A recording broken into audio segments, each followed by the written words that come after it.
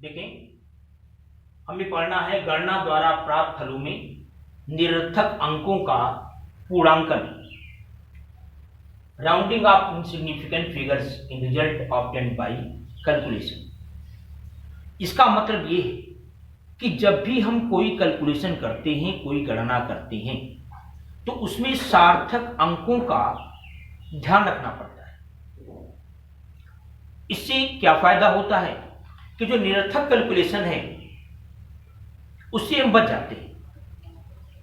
जैसे मान लें कि अगर 20 सेंटीमीटर लंबी कोई छड़ है, ये कहा जाए कि इसका 3 टुकड़ा करें, तो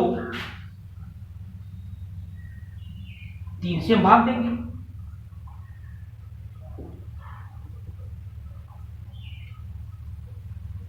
इस तरह से ये 6.666 आता जाए। और जबकि हमको पता है कि ये जो 20.0 सेंटीमीटर है, आपने मीटर पैमाने से नापा है और मीटर पैमाना दशमलव के केवल एक स्थान तक माप देता है, तो ये सब अंक लिखने का कोई मतलब ही नहीं है। हम केवल यहीं तक लिखेंगे, केवल यहीं तक, दशमलव के एक स्थान तक। तो अगर सार्थक अंकों के दृष्टिकोण से देखा जाए तो हम यहां पर 6.6, चूंकि 5 से बड़ा है, 7 इतना लिखेंगे, बाकी अंकों हम छोड़। तो ये जो एक्स्ट्रा कैलकुलेशन करना पड़ा, निरर्थक कैलकुलेशन करना पड़ा है, इसको हमको छोड़ देना पड़ता है। तो हमें यहां पर देखना है कि जो हम अंकों को छोड़ते हैं, उस अंकों को छोड़ने के, जो निरर्थक अंक हैं उसको छोड़ने का नियम क्या है। पहला नियम ये कहता है कि जिन अंकों को छोड़ना है, अगर वो 5 से छोटे हैं, तो जिन अंकों को आपको रखना है उसके मान में कोई परिवर्तन नहीं आएगा। जैसे मान लो 1.46, यहां पर लिखा 3.2, इस तरह से लिखा। हमें केवल 3 अंक रखना है, केवल ये 3 अंक रखना है, बस। ये नहीं रखना, इसको नहीं रखना। तो हम देखें ये 5 से छोटा है, तो अगर ये 5 से छोटा है, हमको ये केवल 3 अंक रखना है, तो हम केवल 1.46 लेंगे। ये बिना परिवर्तित हुए जैसे हैं वैसे का वैसा रहेगा। लेकिन अगर ये जिन अंकों को छोड़ना है, अगर वो 5 से बड़ा होता, जैसे मान लो ऐसे लिखा होता 1.46, मान लो यहां लिखा होता 8.3, इस तरह से लिखा होता। हमको केवल 3 अंक तक लेना है, लेकिन जो छोड़ना है वो 5 से बड़ा है। जो छोड़ना है उसका पहला अंक 5 से बड़ा है। तो अगर ये 5 से बड़ा होगा तो इसका जो आखिरी वाला अंक होगा उसमें हम 1 जोड़ देंगे, अर्थात ये हो जाएगा 1.47, ये हो जाएगा। यानी जिनको छोड़ना है उसका पहला अंक अगर 5 से छोटा है तो कोई परिवर्तन नहीं आएगा, और 5 से अगर बड़ा है तो हम 1 बढ़ा देंगे। अब हमको देखना है कि अगर वो 5 हो तो क्या होगा। 5 से छोटा का हमने पढ़ लिया, 5 से बड़ा का हमने पढ़ लिया। अब अगर 5 हो तो क्या होगा। जैसे 1.475 मान लो इसे लिखा है, या 1.4750 ऐसे। हमको देखो यहीं तक लेना है, केवल यहीं तक। हमको 3 अंक लेना है। चौथा अंक 5 है या 5 के बाद 0 है, या तो केवल 5 हो या 5 के बाद 0 हो, कोई अशून्य अंक ना हो, 5 हो और 5 के बाद क्या हो, 0 हो। तो हम ये देखते हैं, हमको 3 अंक तक लेना है, ये 5 है या इसके बाद 0 हो, हमको इसे 3 अंक तक रखना है। तो हम ये देखते हैं कि जिन अंकों को रखना है वो सम है कि विषम है, इवन है कि ऑड है। अगर ये विषम संख्या है, ऑड नंबर है, देखें, हमको यहीं तक लेना है, ये 5 है, इसके बाद 0 है, या केवल खाली 5 हो। तो ये जिस संख्या को हमको रखना है, ये ऑड है, ये विषम है, तो इसमें हम एक जोड़ देंगे, यानी हो जाएगा 1.48।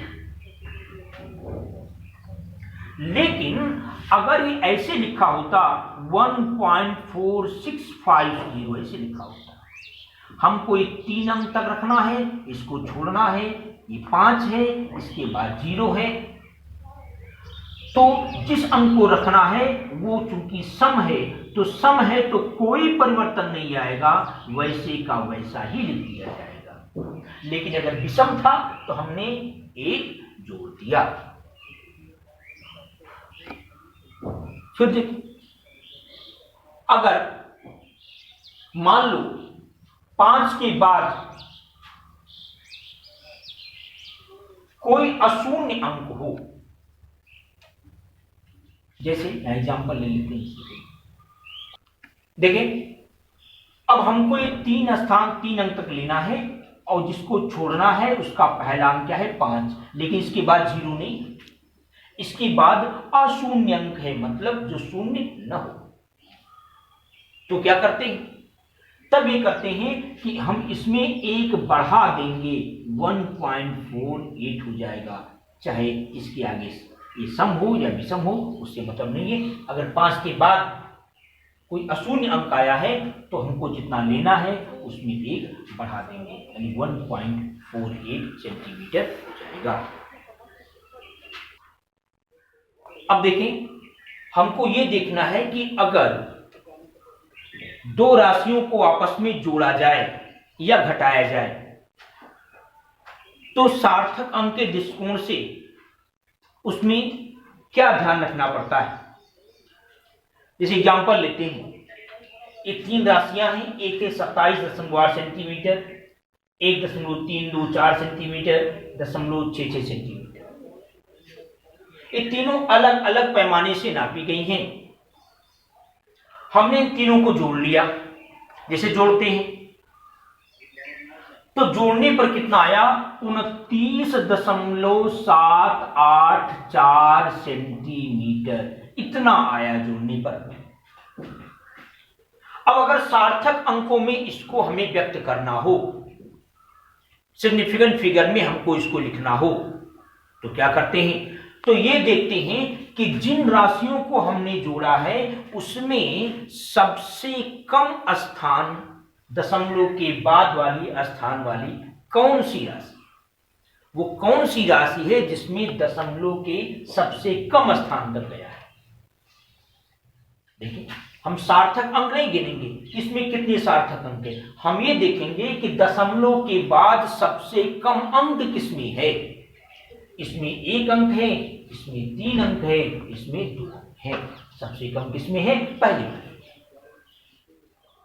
हमको सार्थक अंक नहीं गिनना है, जोड़ या घटाने में, जोड़ने या घटाने के पश्चात हम ये देखते हैं कि जिन राशियों को हमने आपस में जोड़ा है या घटाया है उनमें सबसे कम दशमलव के बाद अंक किसमें आए हैं।